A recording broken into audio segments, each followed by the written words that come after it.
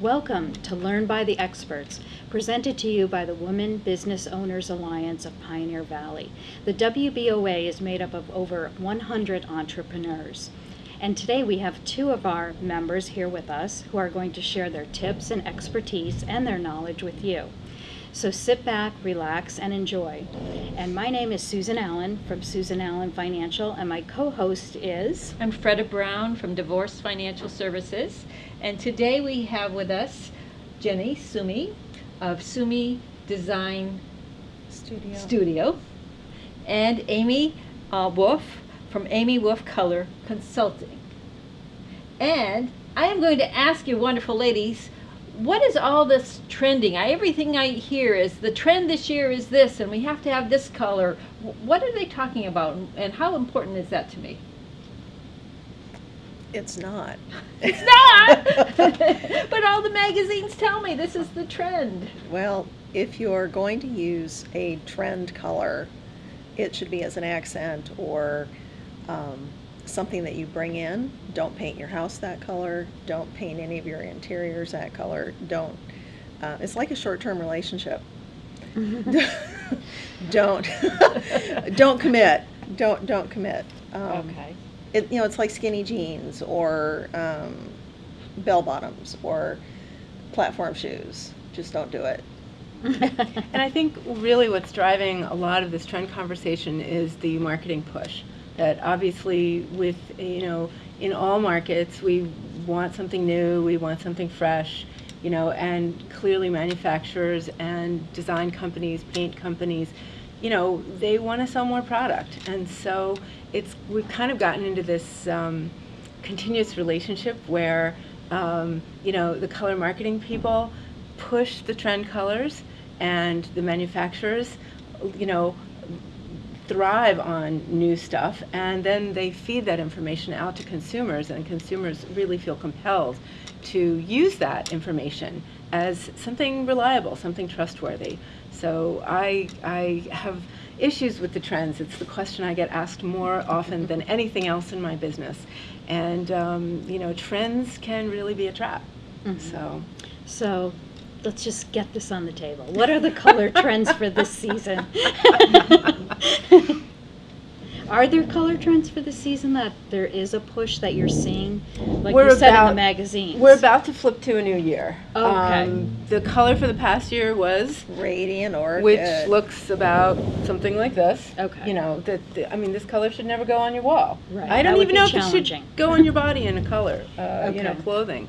And soon, I think in November, they'll announce the new color for the year. Okay, that's So when that's they usually... Pantone. They're sort of like Is it the just big color people. Do they have a spring and a fall, or is it just one color's all year long? For the They whole year? do spring and fall for clothing. And what you see happening throughout the different markets is color goes to the runway first. So it shows up in Paris, in Milan, on the high fashion runway, and then it trickles down into the home decor market.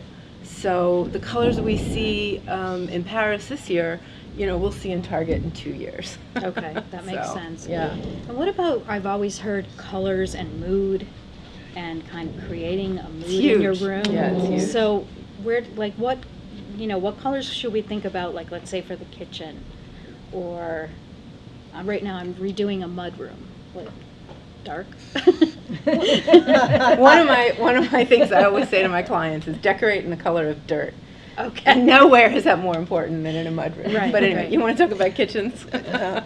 It should be a color that you're comfortable with. Mm-hmm. A lot of it comes down to your reaction to a color. There's a color impression and there's color psychology. Mhm. And color psychology is the idea that blue is calming, or that red is hot and sexy, Yeah. or that yellow is happy. But if you do not like yellow, then it is Mhm. not a happy color and you should not use it. Right. Mm-hmm. So what we would do is we would come in and talk to you and listen to your responses to certain questions and find out if there is a color that you really, really like that makes you feel good, and then work from there. It has a lot to do with your preferences. And that's why I think trends can be a trap. Mhm. because trends don't account for that highly personalized response to color. Right. You know, we have so many layers of relationship to color, cultural, personal, Mhm. and even the way color shows up in a particular space based on the lighting. Mhm. And so when you get sucked into this, you know, annual trend color thing, but it has nothing to do with you and your space and your preferences, it gets people into color that doesn't really work for them. Right. And ultimately, color's powerful, so we want it to work for you. Mhm. So. Absolutely. What Yeah. about the look like the all white with the, Whoa, just don't get me started. that was a common. Yeah. I've seen that in a It's lot of. very, very, I mean, Right. the all-white kitchen has been everywhere for the last couple of years. Mhm. And it's trending out. Oh, it And what's is? trending Okay. in now is black for kitchens, interestingly enough. So, I mean, it depends on where you are in the country. So, But- so when I first built my house, and my first refrigerator I bought was Harvest Gold. Now you know how old I am, Harvest Gold, and lasted, and I had everything in my house Harvest Gold. My bathroom was Harvest Gold. My kitchen was Harvest Gold. I don't have any Harvest Gold left in my house, thankfully. But, If you had stuck around, it would have trended back in. yeah. Yeah, it's just a matter of how Stick long, around. how long do you have to wait?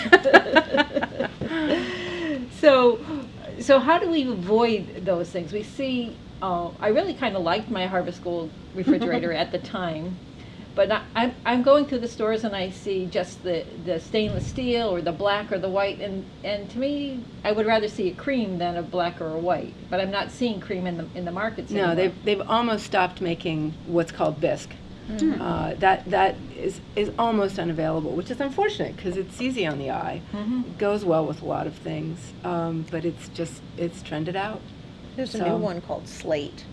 which is sort of like that's a coming in. That's like a charcoal. yeah. Right. That's Yeah, but quite that's nice. still Black. deeply Dark. into that Yeah. high contrast. The reason I say don't get me started on the all white thing is because Mhm. the basis of my color study is scientific, and I've learned about the physiological response to color, and really an all white environment is just it's too much. Mhm. It's too strong. I liken it to coming out of a movie theater. You know, when you've been in the dark and you come out and there's all this light, you know, that's really kind of what an all-white kitchen is doing physiologically to your eye. Right. So it's not ergonomic, it's not user-friendly. Okay. So. Well, let's go back to my mudroom. Good. Because I was actually thinking about like a lighter cream color, but that's probably not the best choice. Is that what I'm hearing from you? I'm going to put tile on the floor, but I Mhm. have the dogs, and there's a Okay, lot of right. traffic going through there, and I'm just wondering what colors would probably just help me with that. Well, you also have to think about your finishes Mm-hmm. because if you want to do the walls in cream, Yeah, just be sure that it's a highly scrubbable paint. Okay. And that you're willing to put in the time to do the Right, scrubbing. which I'm probably not. So That's an important thing to know about Yeah, yourself, and that's yeah. another sort of a questionnaire I take my clients through. You know, Mhm. what is your relationship with dirt? You know, Mhm. do you love to clean? Do you want to see the dirt? No. Do you want to see your dirt Mhm. like the minute it's there, or do you want to see it when you're ready to see it? You know, so Okay. think camouflage. Yeah. You know, All right. Yeah.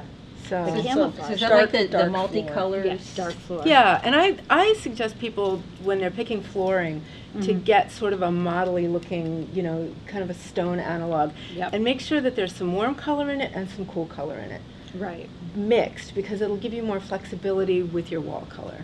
So And also with the dogs. right, Because in my match your dogs. Right. Well, what I'm saying is in my kitchen, I have that going on. Yeah. And you really, because it has the different colors, you Right. can't tell when it's getting a Right. little dirty. People, don't notice it as if it was just a solid, Right. especially a lighter color. Right, right.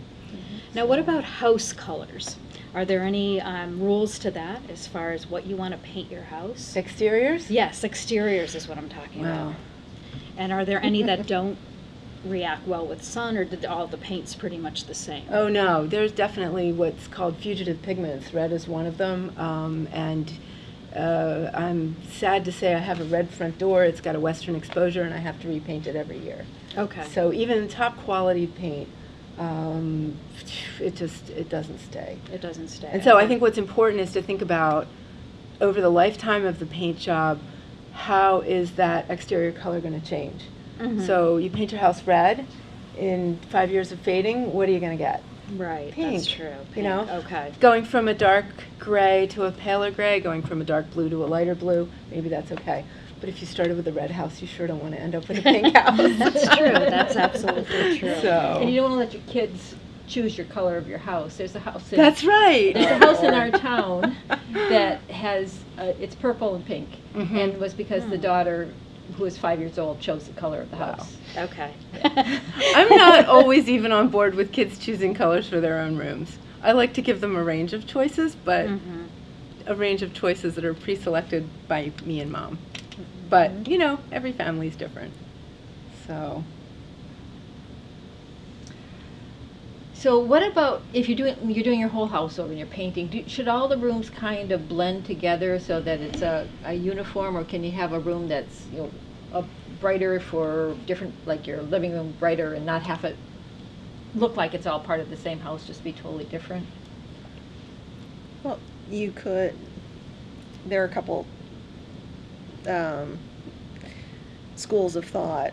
One would be you could use the same color throughout the house and it would look different in each room based on the lighting conditions. And that can work. Or it depends on the sight lines.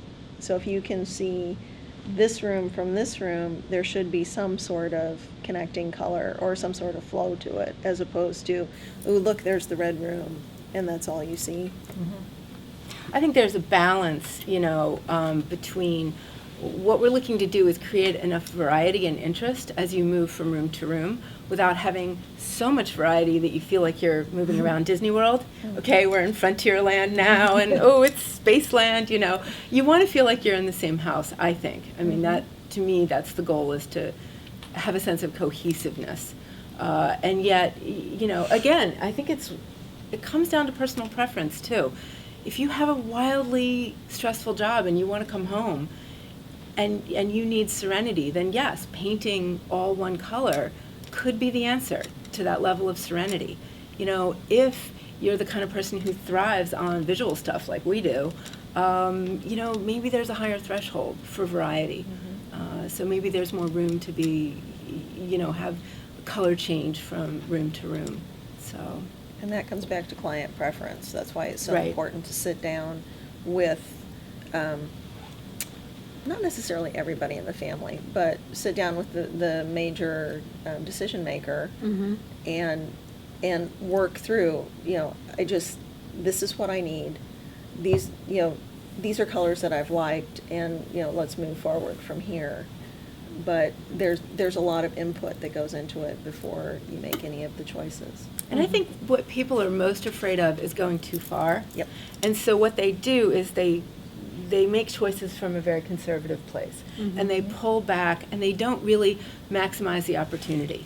You know, and more often than not, when people paint without professional help, they either get way too much color, or they kind of don't do enough, and they sort of feel like they've missed an opportunity. Mhm. So in our work, what we try to do is nudge people up to that limit of their comfort, figure out where they want to be, where they're going to be happiest, and get them there safely and comfortably without them, you know, going over to the brink and ending up with a radiant orchid anywhere on any wall. Into the dark side. Right, so. And I'm a huge fan of accessories Mhm. and soft goods. You can swap out a rug. You Right. can Mhm. get new pillows. You can change the artwork. And, you know, that sort of thing gives you a little more leeway too. So that, Exactly. Mhm. you know, from season to season or from year to year, you can change your look a little bit for not a big investment. Right, instead of painting everything and Yeah. getting all new furniture. Yeah. Absolutely. What about fashion? Is it a little bit different, the colors, when you're thinking about dressing yourself and what you want to, you know, put out there? Should you go with a little bit of a, you know, what's popular now, or should you stay to the colors that are good for your skin? And how do you really decide that? Yeah, I mean, I think,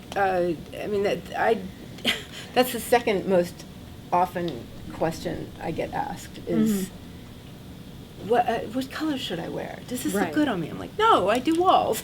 I do paint. I don't know. Don't ask me that. But what I will say is that whether it's for clothing and fashion or home decor, when something's in style and it's your color, buy it. Okay. You know, if you know, Lots of it. Radiant Orchid, if that's your color, you love it, it's your power color, you know, buy those pillows because next year they'll be gone. So that's how to, you know, use the trend information to your advantage and Okay. make the trend your friend. Is, Right. is to, you know, when you see your colors, it just, you know, get them while they're there. I want to go back to the room color again. So, Yeah. So I've been told, or maybe I heard it in my thoughts somewhere, that if you have a small room and use dark colors, it makes it look smaller, and if you have a light color, it makes it look bigger. Is that so, or is that just my imagination? It's one of the tropes. It's an urban myth. Yeah, exactly. It's an Yeah. urban myth. It is. Yeah. So, you want to talk about that? Well, I have a chocolate brown bedroom, and it's very relaxing. It envelops you. You know, it's not a big room, but when I walk in, I just feel comfortable and enveloped and happy and relaxed. And if it were a white or a lighter color, I wouldn't necessarily feel that way. Feel the same You know, way, exactly.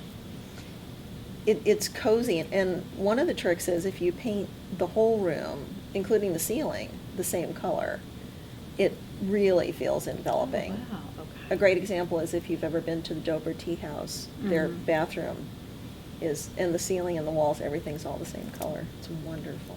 The reason that works is because when we see boundaries where a wall and a ceiling meet or where two walls meet, where we see those boundaries, our eye stops and it defines the space.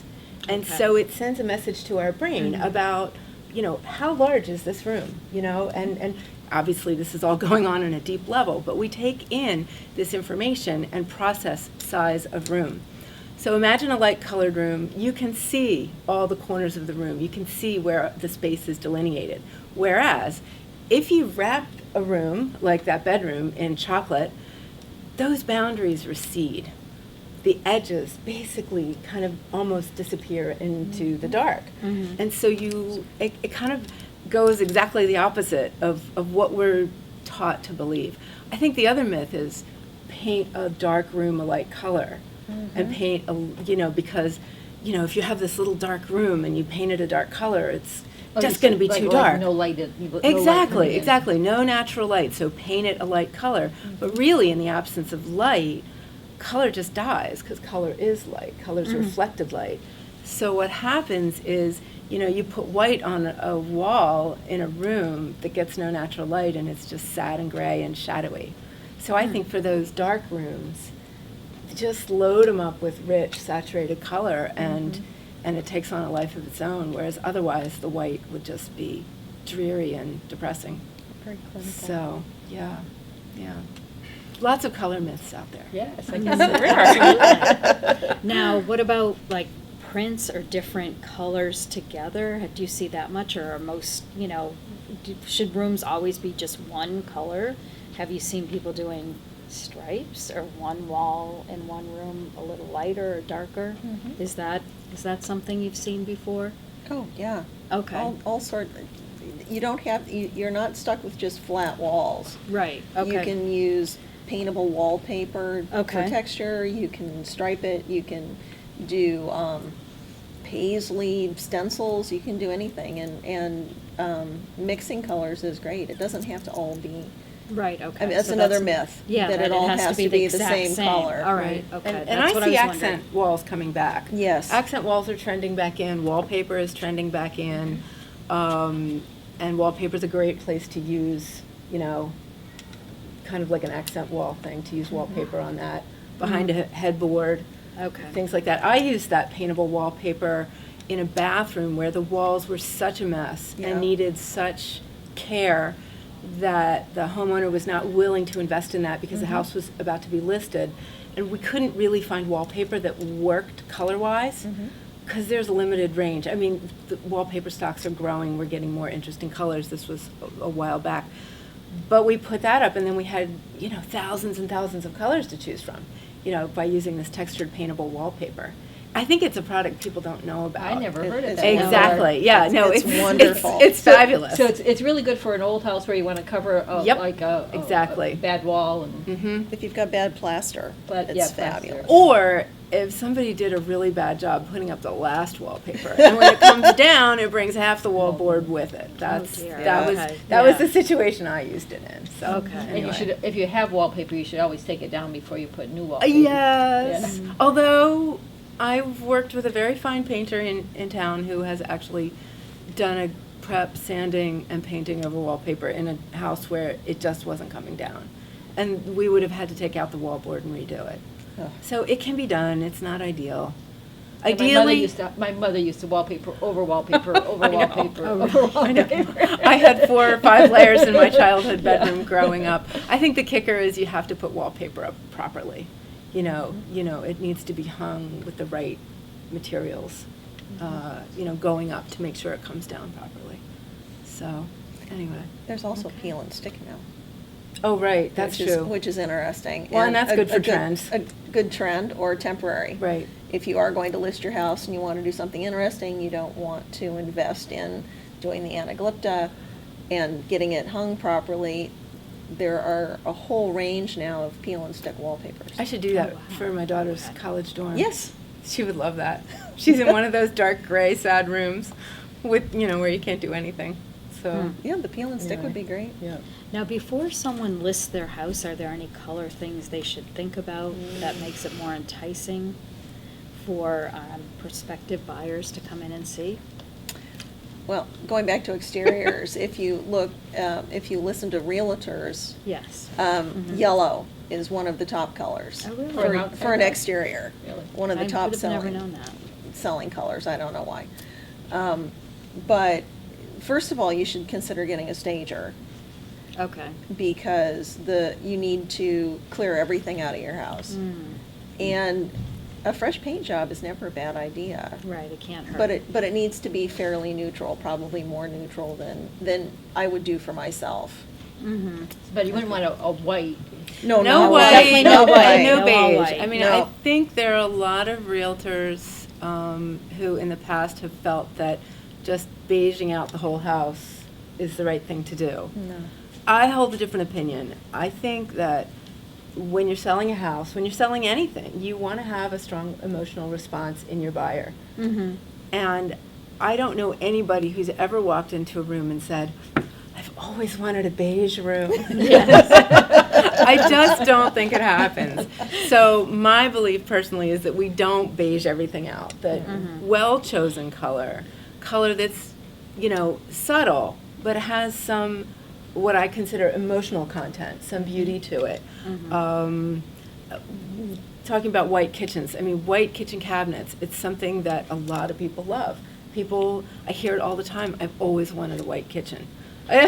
Well, it's true. I mean, it's something people are really drawn to. Mhm. Soft. It gives a clean feeling to it. Something Right. about it. There's just something magical about a white kitchen. I don't think the white on white on white is a good idea. White with different color counters. But I think well-chosen color is more likely to elicit an emotional and positive response from a Mhm. potential buyer. Okay. Where no beige, no white. So what would be a Forget different about color that. if you want to be kind of neutral but not beige or white? What would you put in what color would you suggest? I really like gray. Yeah, we're seeing a lot of gray. Gray is the new beige. Mm-hmm. And I think what I like to use is what I would call colorful grays. Colors that are really very grayed down greens or very grayed down blues. Mhm. Colors that are kind of like chalky, softer, muted, but still have a color personality to them. So what about paints? Now you were saying muted. So there was like shiny paints and paints that are Matte, matted. matte, satin, Yeah, eggshell, eggshell. semi-gloss, Yes. and gloss. So Oh, what, yeah. what's the best Yeah. to have? What's the best to have for if it's a surface that needs to be cleaned all the time compared to one that just kind of sits there and nobody touches? It sits there. Well, semi-gloss is often used for trim because trim gets a lot of touching and banging. The shinier it is, the more scrubbable it is, but you have to check the paint, and it will tell you on it how scrubbable it is, or how, I don't, not color fast, but sturdy. So like if I Right, have a room washable, that I scrubbable, spray right. my cleaner on and I wipe it off and I've got white on my, I'm using the wrong stuff to clean my wall. Probably, That does yeah, happen, yeah. yes. I mean, you know, a good modern paint emulsion should be wipeable with a microfiber cloth and water. Depends on the paint you choose. So paint chemistry has changed more in the last 10 years than it has like in the past 100 years. And you can get scrubbable surfaces that don't have sheen to them. So, I had, my house that I have is, 40 years old, and it's all stained on the outside. It's a Mission Brown stain, Cabot stain, and I went to get some more, and it's a totally different kind of oily stain. It's a water base, so around the oil, and so right. So it's totally different than what I had, and I had painted, I put up a little shed, and I had some left over from years ago, and the new color's not quite the same as it Right, was with right. the old one that you told me it would be exactly the same, but. Another paint myth. But it's a shed, but the new stuff went on very nice, and it was easy to clean off, I didn't have it all over my fingers and in the Right, nails that I right. did when I used the old stain. Well, so. all those oil-based things have been phased out over time. You can still buy some oil paints in very small containers, but I think because of the environmental concerns, that stuff Yeah. just isn't available anymore, so. Good. All right, well, thank you for joining us today, and thank you, our viewers, for joining us. And if you'd like to get any more information about the topics that we discussed or get in touch with these ladies, you can check out wboa.org. Thank you.